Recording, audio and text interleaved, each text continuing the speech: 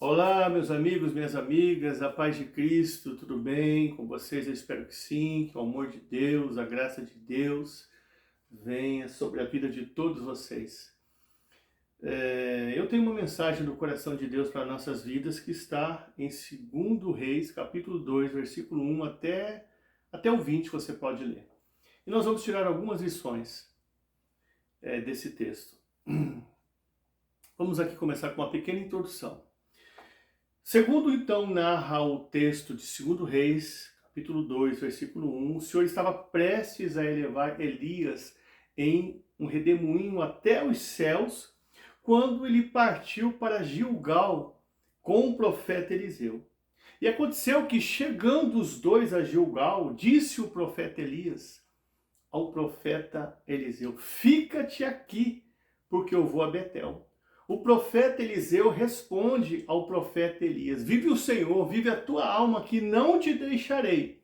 E foram os dois, então, para Betel.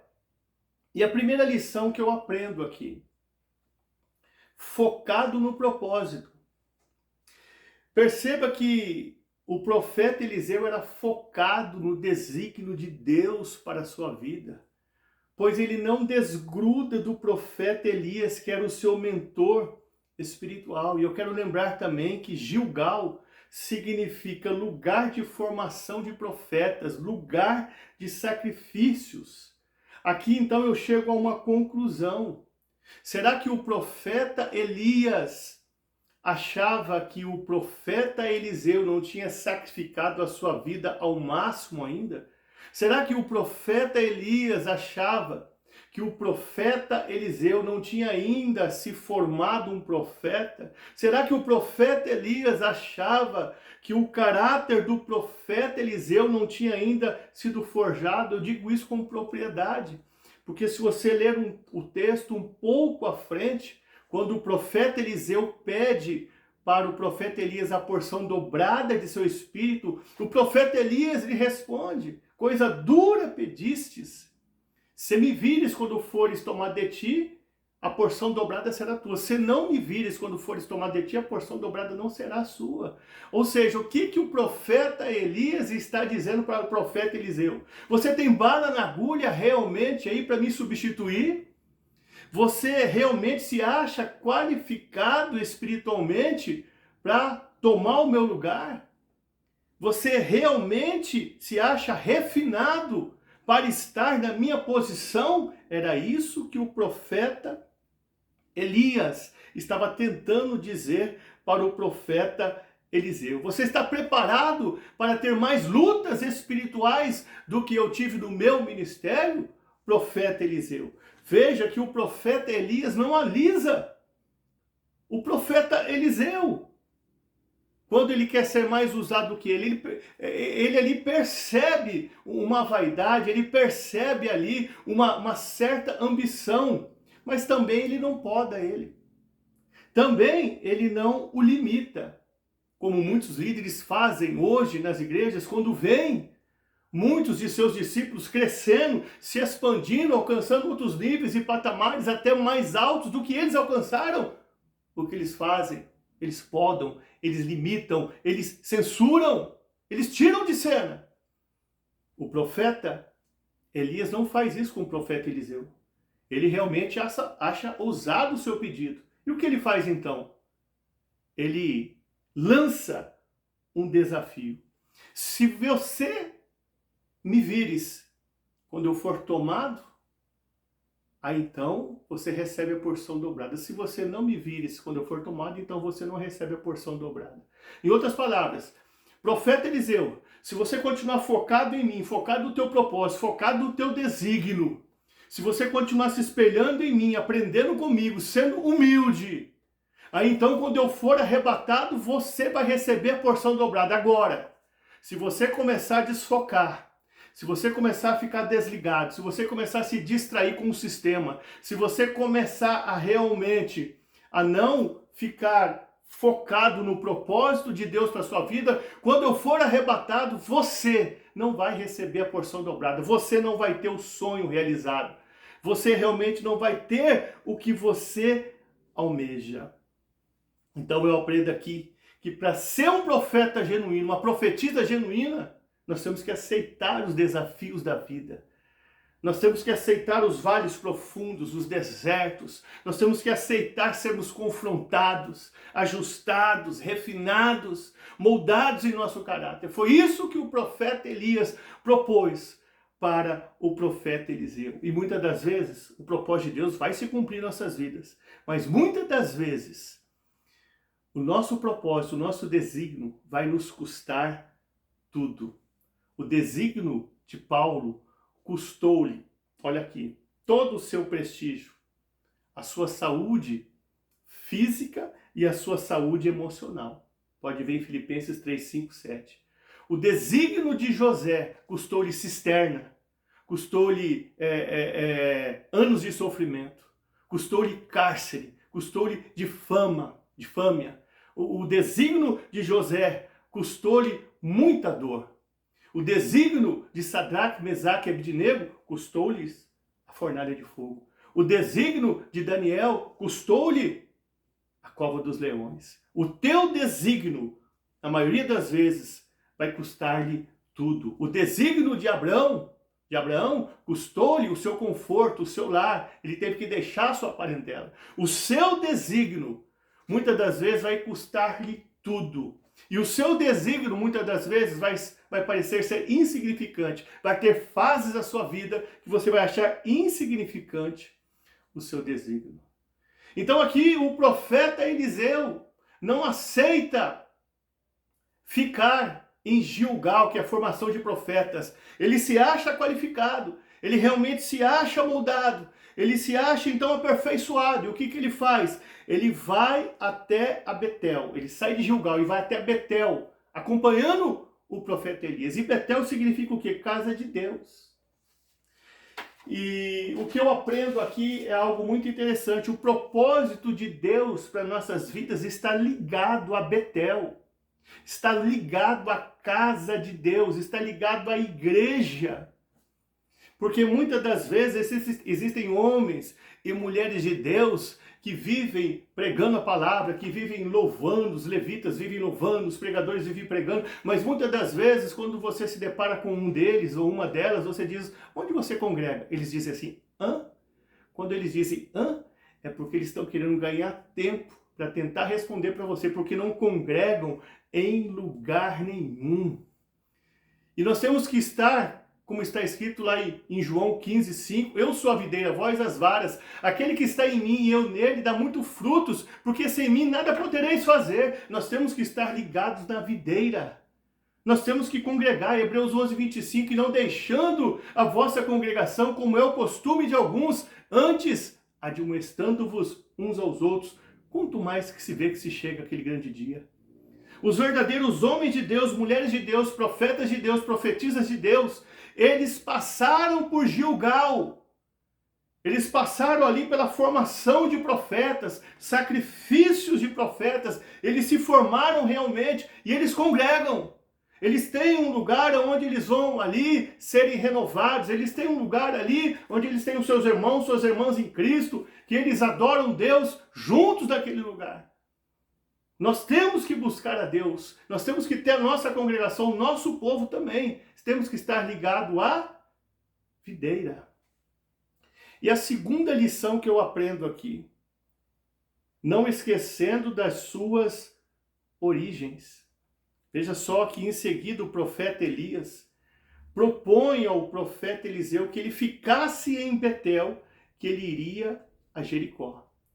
A palavra aqui, igreja, ela significa eclésia. Como que se diz? Aqueles que são chamados para fora. E é óbvio, como eu acabei de relatar aqui, que nós temos que congregar, nós temos que ter o nosso ministério. Mas nós também não podemos ficar dia e noite dentro da igreja. Nós não podemos também ficar a vida inteira só dentro da igreja, porque o próprio nome diz, né, como eu acabei de dizer aqui, aqueles que são chamados para fora. E realmente, a diferença nós fazemos não é dentro da igreja, mas é fora da igreja. É fácil você ser um cristão dentro da igreja. O difícil é você fazer a diferença na sua empresa. O difícil é você fazer a diferença no seu lar. O difícil é você fazer a diferença em outros lugares. O difícil é você fazer a diferença no dia a dia. E o profeta Eliseu disse: vive o Senhor, vive também a sua alma, que eu não te deixarei.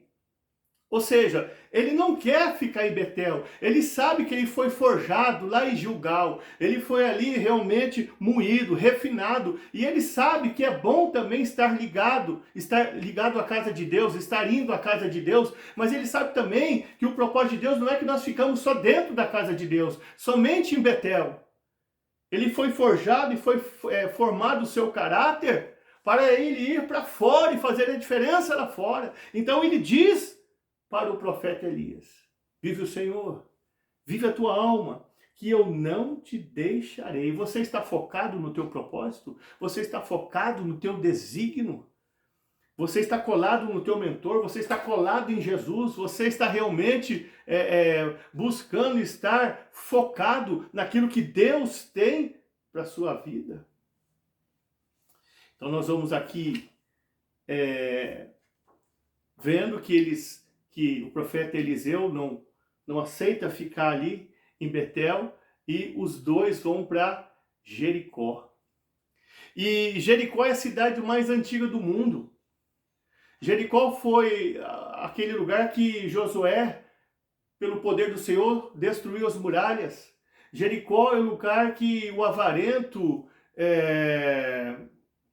oh meu Deus, eu esqueci o nome dele agora, Zaqueu, foi alcançado por Jesus. Jericó é o lugar que o cego de Jericó alcançou a visão. E o que nós aprendemos com Jericó? Jericó simboliza os lugares antigos da terra. Jericó significa mais o que? Lugar das nossas origens. E eu vejo aqui que o profeta Eliseu não quer ficar então só dentro da casa de Deus. Ele quer ir para Jericó porque ele quer relembrar suas origens. Você tem procurado se lembrar da sua Jericó, das suas origens, da onde que Jesus te tirou? Porque se aqui em Jericó ele fez o cego ter vistas, lembre-se que eu e você éramos cegos espiritualmente no mundo, no sistema. Lembre-se que eu e você éramos cegos espiritualmente, cego de uma forma ignorante. Não conseguimos enxergar o propósito de Deus para nossas vidas. Se Jesus alcançou em Jericó a Zaqueu, que era avarento, lembra que nós éramos avarentos no mundo, e ele foi lá e nos resgatou, e hoje nós estamos semeando no seu reino. Ele tirou a avareza do nosso coração, e nós estamos investindo no seu reino hoje. Lembre-se que se em Jericó Josué destruiu as muralhas, lembre-se que você era destruído espiritualmente, que eu e você éramos destruídos emocionalmente, financeiramente, e Jesus foi lá e nos resgatou também. Lembre-se disso tudo. Então aqui, o profeta Eliseu, eu acredito que ele vai até Jericó, porque ele queria se lembrar das suas origens. Ele queria se lembrar de quem ele tinha sido, quem ele foi, no tempo que ele passou com o profeta Elias, os momentos de desobediência, os momentos que ele esteve alterado, os momentos que ele não quis aceitar algo, porque ele deve ter momentos também que ele resistiu no ensinamento. A Bíblia não relata, ele se espelhou no profeta Eliseu, mas existiu momentos que ele ficou estável. Eu duvido que não existiu momentos que ele não quis concordar com alguma coisa. Então, Jericó, nós temos que passar por ela sempre para nos lembrar quem nós fomos um dia. Mas Jesus nos libertou de lá. Você tem visitado a sua Jericó? Terceira e última lição já. Recordando do lugar para onde eu iria. Logo em seguida, o profeta Elias propõe ao profeta Eliseu que ele fique em Jericó, porque ele vai para o Jordão. E a palavra Jordão quer dizer descendo, aquele que desce. Na verdade, a palavra Jordão quer dizer humilhação. Mas nesse texto, Deus me faz lembrar que devemos visitar o nosso Jordão para nos lembrar, no passado, como nós fomos como o profeta Jonas. Lembra da história do profeta Jonas, do seu declínio? Ele recebe um chamado, ele recebe um chamado para pregar em Nínive, só que ele vai e desce a Jope. Chegando em Jope tem um navio, ele paga a passagem, entra no navio e desce para o porão. Aí o navio vai para o alto mar. Em alto mar há uma grande tempestade, os marinheiros descobrem que ele é o rebelde, está trazendo maldição para eles da embarcação.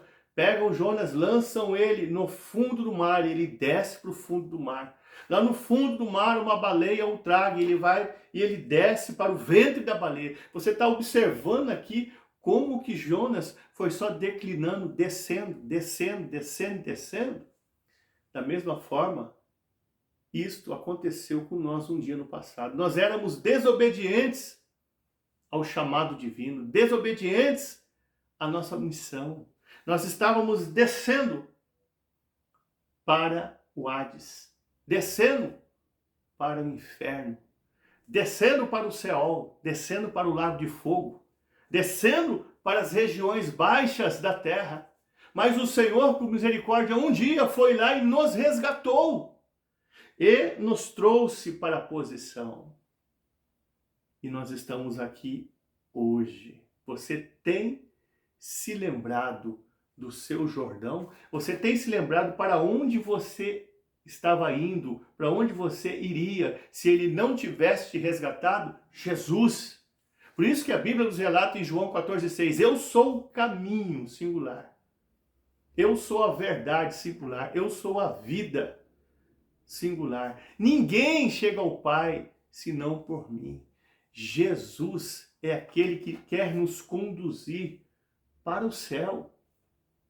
Você sabia que o inferno não foi preparado para o homem? O inferno foi preparado para o diabo e os seus anjos. O homem vai por conta própria.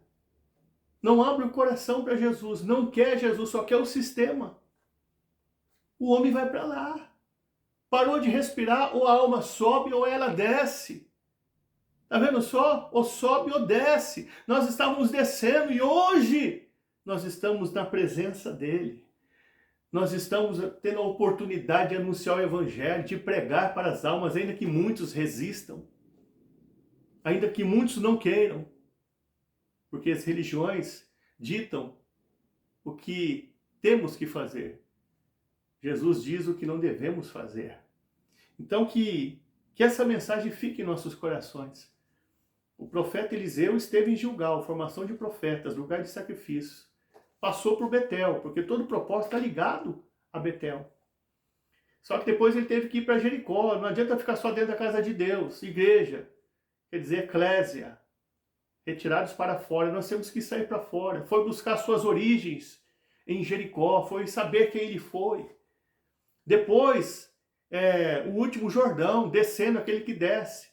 Ele queria entender, ele queria de alguma forma discernir que um dia ele estava descendo as regiões inferiores da terra, fugindo do propósito de Deus e caminhando para o inferno. E ele foi resgatado pela mão forte do Senhor. Provérbios 15, 24, o caminho do sábio é para cima, para que ele se desvie do inferno que está embaixo. Que essa mensagem fique em nossos corações. Que essa mensagem venha fluir dentro de nós.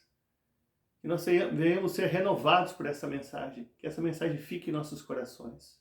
Fiquem com Deus.